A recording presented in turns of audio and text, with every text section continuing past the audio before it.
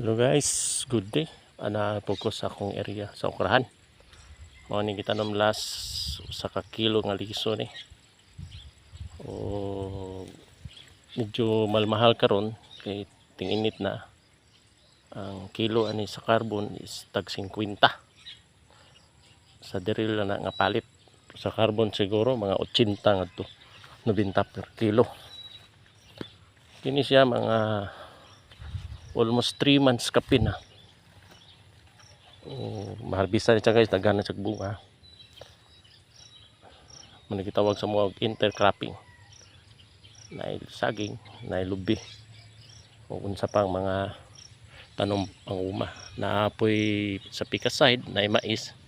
Nagbanay na. Gamay ra ni siya guys, kaya ako raning para similya sa panuig. Naay saging. Medyo pa kayo dahang bunga pero nanay maharbis o pay kuwang. Kini nga area guys, sa una ani wala pa ni tanom, lubi rin kadaghanan ni o gulay bunga kay tungod kay wala ma-cultivate ang yuta. Karon kung na may na nag-iya ani, ako lang ni siyang gi garden para makakaon pod ang lubi samtang ga garden basta pod ang saging.